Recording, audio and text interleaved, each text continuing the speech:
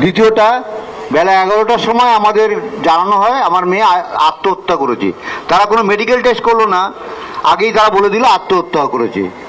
ঠিক আছে, কেন করেছে এটা সেটা তারাই জানে, তারাই উত্তর দেবে।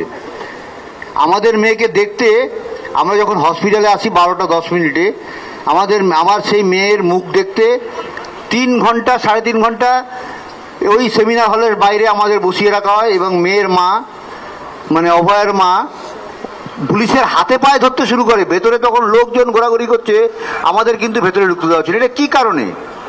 এই প্রশ্নটা আমার উত্তর চাই। পোস্টমর্টম করতে হাসপাতালে দেরি করলো কেন? পোস্টমর্টম তো সাধারণত 4-5টার মধ্যে করা উচিত ছিল, কিন্তু দেখা গেল 6টার আগে পোস্টমর্টমটা হলো না, 6টা থেকে শুরু হলো। আমি এফআইআর করলাম টানা থানাতে।